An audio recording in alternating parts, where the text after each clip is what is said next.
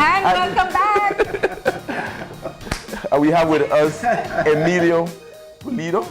Emil Yes. Pulido, who is the winner of the Dare to Jump challenge. That's Very right. interesting guy.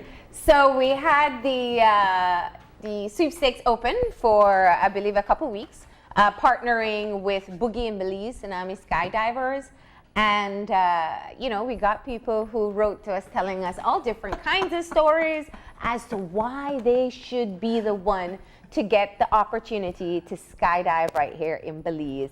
And the winner of that particular sweepstake was Emil Pulido. My hero. And now, Emil, you have been on the show before, but for different contexts. But I'm trying to figure out if I should read your application, if I should just give a synopsis of it, or I should just let you tell us in your own words. Can I do this first? Yes, tell us. Can I share with you? Yes. With Channel 5, two of my favorite words. So thank you, Channel 5. Thank you. Three chakra, three of my favorite. Red root, white spiritual, and it's in the power yellow chakra. So thank you, Channel 5, for that great experience. Well, let's start there. How was it? It was a study. I like to analyze and maybe overthink everything. So from my sat in the lobby here, I was getting into the rhythm of the Channel 5 family feel.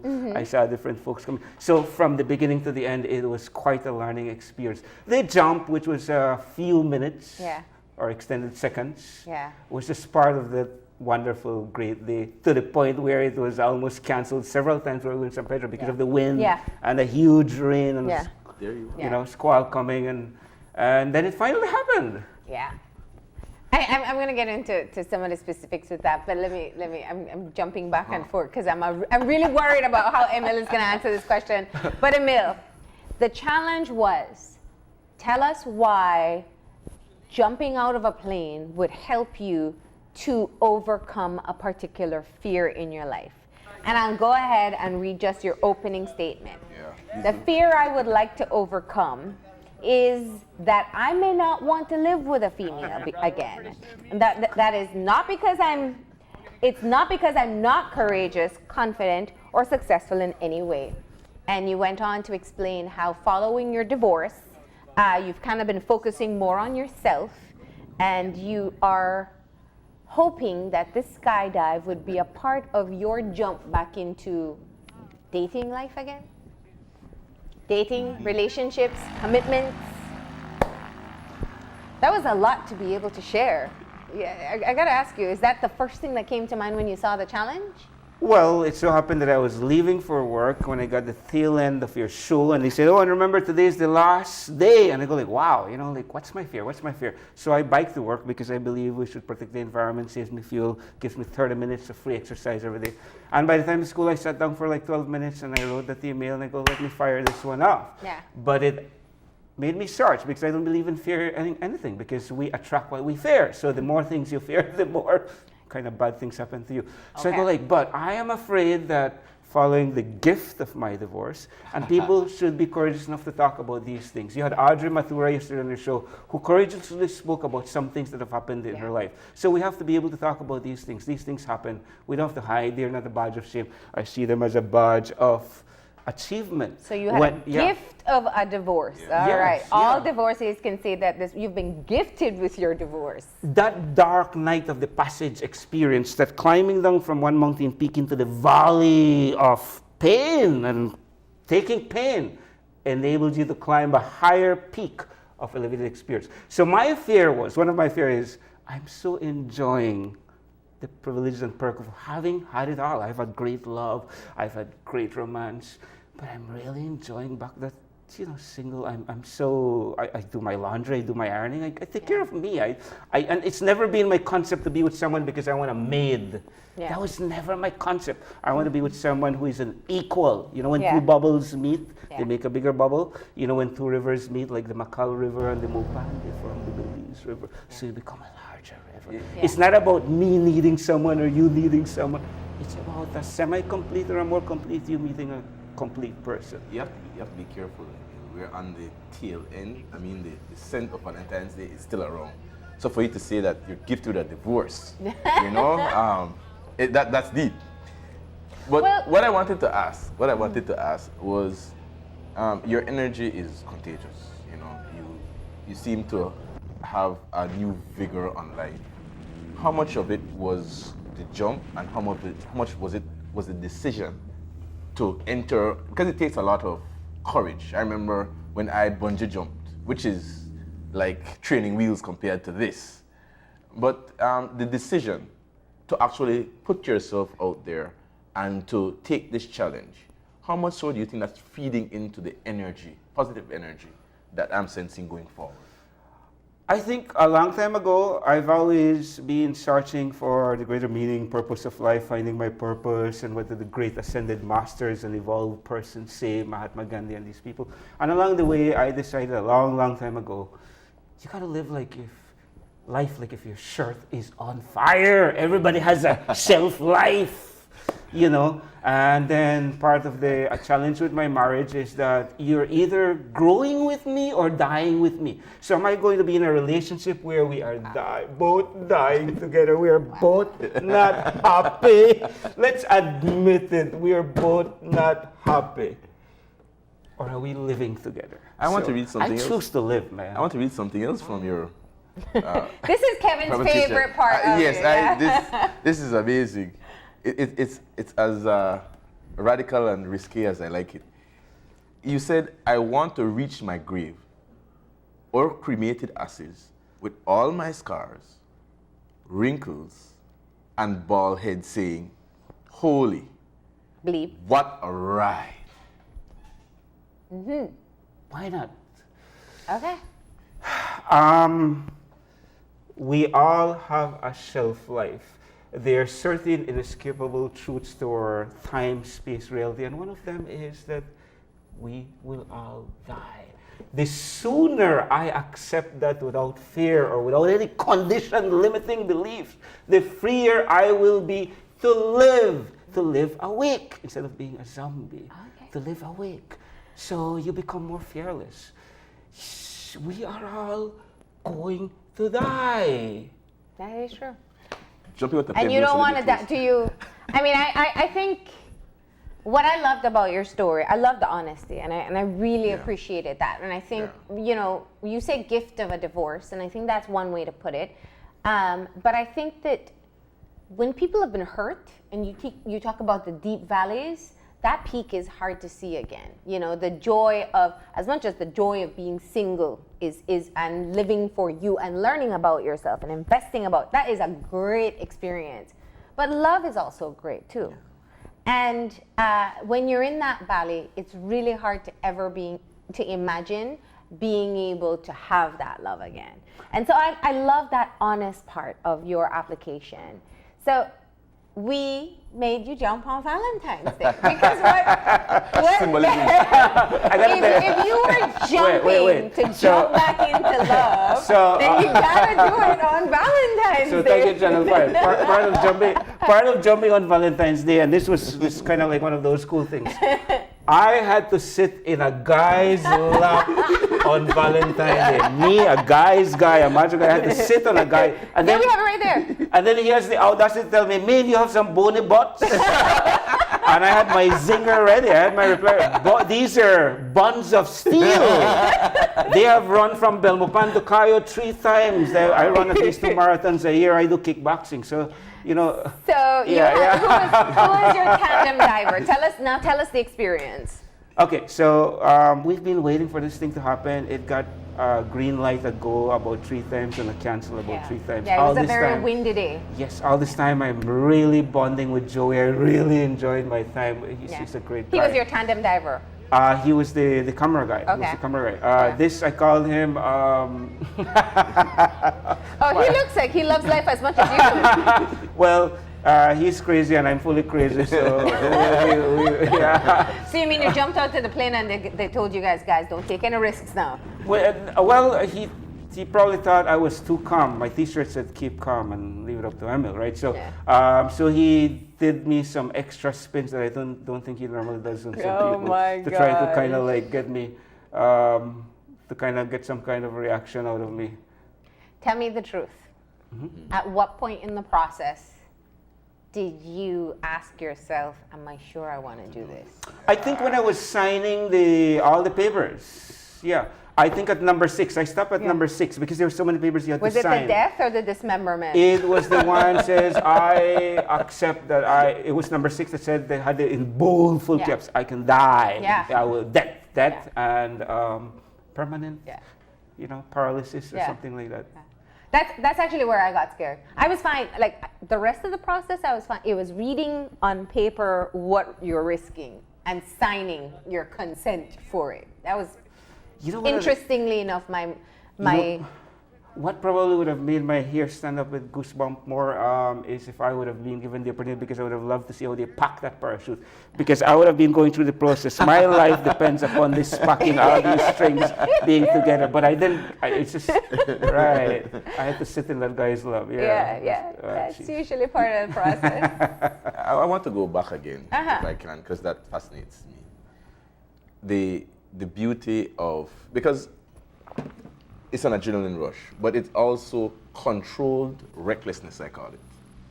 Controlled recklessness in that jumping out a plane is not something that I think maybe 99.9% of Belizeans would do. Now, love again, going back again, is something which is also controlled recklessness. You are actually putting your entire life. You choose to live in misery.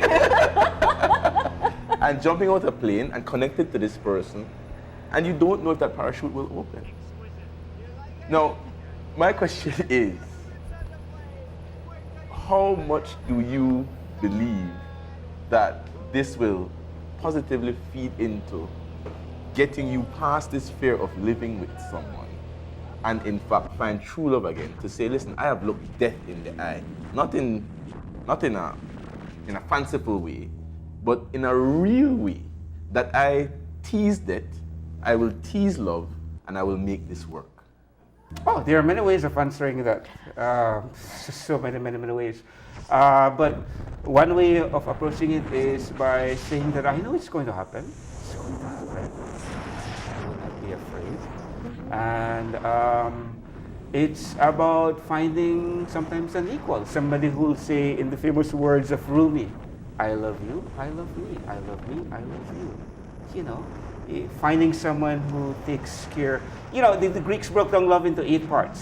One of the highest parts is self-love. Self-love. If you can find just someone, the average Belizean who is not willing to heal a wound by jumping into a relationship. Love yourself. Yes, if we could just give life skill classes to everybody, it might sound like a cliche, but you have to love yourself. So, it's not about dressing beautiful or clothing yourself. That smile.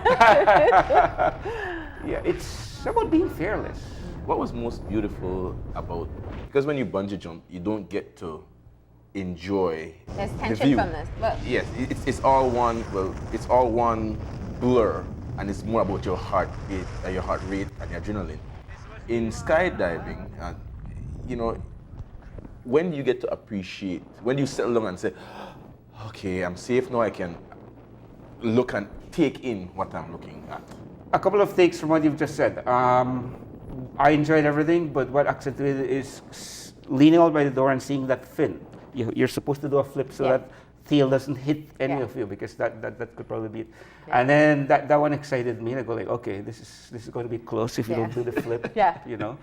And then the landing, I go like, man, that landing side looks small, man. Wow, there's one little yellow flag, and you're coming in with speed. Like right. My leg's going to make it. And they want me to land on my butt. Suppose there's a piece of glass there, have they screened this landing, So you're in the plane, and you look out. The door is open. You look out, and there is the beautiful, beautiful scenery of Belize from above. I mean, there is nothing. We see it outside of the prop planes, but there's nothing when that door is open. You feel that cool wind. But you have to jump. And you have trust in the person that's strapped onto you. You have trust in the person who popped that parachute. The little strings will hold. Yeah, you have the I mean, you think all the way back to the people who manufactured it. I hope that person was having a good day. When they pop those parachutes, they have to do so many point checks. So you look out. Tell me what it's like. For me, I think the most important period, and this is where most people who speak of the experience, we shared the Will Smith video when he uses it as an analogy for how much great things are on the other side of our fear. We had another TED Talk where a lady said you have to push yourself, force yourself out of your comfort zone, like skydiving. So many people use this as an analogy for people. What was it like for you, that official leap from safety to the unknown? To keep on being fearless. Since I've had several near-death experience or death experience, I've died several times. So I was there's nothing to fear in that. Yeah. And so I think the whole experience, the clouds are beautiful. My favorite part was without the parachute part. The free fall. When the cold wind is, and everything flaps. That's what I tell people. Yeah. Everything flaps. Yeah. I didn't want that to end, but that's one of the fastest. You're falling at so many 100 and something. It's like 120, 140. It depends on how high you were. Yeah. Right. And then I had the audacity to ask the guys, couldn't we have extended that part? He said we'd need a bigger plane and to go higher. Yeah. Because that for me that was it. That was like swimming naked in a swimming pool. You get to experience the water over all of your body, over your biggest organ. You know. This surely See, is. that's after the free fall. We've seen that smile there. Look at the bliss. The free fall is. This is the safe zone. This is when the parachute has opened. That's when you enjoy the view. Now, before doing this jump, what was the most extreme thing you had ever done? Because it's probably like going from 0 to 1,000 real quick. Probably being driven in an ambulance unconscious from Kaya to the Carl Huschner Memorial Hospital after a blow to my head, and then waking up in the Carl Huschner after going through an MRI with my mom and a family member looking at my face. So that was kind of extreme. That was one of the ones that cured me out of many things, because it said, if that is like a sleep, then you don't really remember going in an ambulance. I've broken bones in the gym. And different things. So. All right. Well, we have some interviews from your skydive, and I think we have to get that in now. So we're going to get them lined up, and we're going to find out about what the organizers had to say, and take a look at the actual footage. I do want to take the opportunity. Rich Grimm has been bringing skydiving to Belize for many years now in Belize, and he had stopped bringing. It's a group of skydivers from all over the world who come to jump, especially in Belize. And he had stopped because of some challenges, and now this is the first year they're back again. They went to Costa Rica, other places, but people wanted to jump in Belize. And so they came back, and Rich, who took me on my first skydive, extended an invitation, and we wanted to give this opportunity. So I'm just taking this moment to say thank you, Rich. Thank you to all of those people at Tsunami Skydive, and of course, to those who are here to do the boogie in Belize. Enjoy. But let's take a look at the video now. Skydive Belize is run by a guy called Rich Grimm, and he came over here 2007, 2005, and he spent a number of years trying to run a boogie to come to Belize. And around about 2007, 2009, he first got the first boogie, where he brought over 100 people to the island to skydive. It was originally done up by Reef Village in a big open area, and because nobody had been to Belize, he promoted Belize in such a way that he ran 6 or 7 boogies, and then for a variety of reasons decided to give Nicaragua a shot. That didn't work so well, and then he went to Costa Rica, and he's one of only 2 people who run skydive boogies in the world, bringing a huge amount of people into all together. People don't know each other. They're from Australia, France, Holland, South Africa, New Zealand, obviously America and Canada, and all these people, a lot of them don't know each other, but they know each other for whatever. and his original skydive YouTube movie or video has now hit over 11.5 million viewers. I think it's the adrenaline rush, having done it a few times on tandem. It's just incredible. You're up at there, 12,000 feet. They open the door to a huge crash as it bounces into the wing. The guy behind you then moves and helps you move your feet out of the door, and then you start rocking, and he's holding your head down so you don't hit the wing, and then suddenly you're out there in space, dropping at 7,000 feet, and that takes about 30 seconds, and then the chute opens, thank God, you think, and then you just coast down to the land, and it's about a 3.5 minute flight down to the land, and seeing Ambergris Caye from distance, you see the whole island. It's absolutely incredible feeling. The guys who do all this sort of thing, some of them are world champions, and they don't take the risks that are necessary. They don't go in over high winds, and especially on the tandems.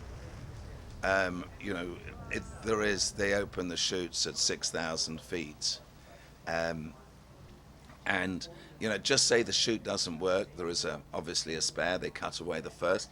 To my knowledge, I've never seen that happen. Yeah, well, I mean, they're doing a couple of dives over the Blue Hole. They're doing some stars. There are some great pictures of what's been going over Key Chapel with star formations and all that sort of thing. But to records, I don't know. Well, every time they skydive, they're going to break a record in Belize. There's only 62 people ever skydived into the Blue Hole. So, and there's only, I don't know, I'm going to guess here, there's only 500 people who've actually skydived by themselves, not on tandems, in Belize's history. Maybe a little bit more, maybe 700, but it's not that many people who've done it. And what's absolutely fantastic for Belize is these guys all post their videos on YouTube. It's unbelievable, thousands, and it's all Belize, Belize, Belize, Belize, Belize. You know, we love Belize, we think it's fantastic, which is great for the BTB, it's great for every hotel, it's great for all the businesses, because they come here, they've donated supplies for the schools. They're having a charity poker tournament on Saturday to raise money for the polyclinic. They're a really, really good bunch of guys. Every year they bring something, but they want to leave something to say thank you to the country for allowing them to do this. And that was Peter Lawrence of Skydive Belize, of course. That's one of the partners. So we have to say thank you. You have your videos there too. So, what did you tell? You are a teacher. I think you've been on the show as an educator. What do you tell your students about this experience? They're going to see this later on. They're going to ask about the experience. Tell us what you told them. I sometimes have this called Live Alive little chat with them, and so hopefully I am modeling and being an example of, even at my young and tender age of 20, I can model. You know, I have a flat stomach. If you look at my Facebook profile, you will see I have my packs. I believe in staying in shape, so hopefully I'm modeling. I want to clear away so many illusions for Belizeans. I bicycle to school not because I cannot afford a vehicle, but because I hope I could break the trend for Belizeans who will want to have a vehicle before they own a home. How are you going to have a vehicle, be renting, and still maybe be going to school? You know, it's like, it's so I hope I'm through this also motivating them to live awake, live consciously. So you have a platform now. Do you plan to take this platform a bit further? I mean, if you were in the States, you'd have a reality show. You know, and you have that kind of personality. You know, and you also have a message. I think it's something that we've been practicing around, but they get overshadowed by the negative. We started the Belmopan to Cayo Run 2015. 2015, 2016, I've led, organized, and run from Belmopan to Cayo 3 times already, and helped them with the diabetes run every year. So I do at least 2 marathons every year, and I love running. It's just part of my lifestyle. It's packing in as much as I can into each day. When you go to sleep, it's safe zone. So, what is your greatest takeaway from this experience?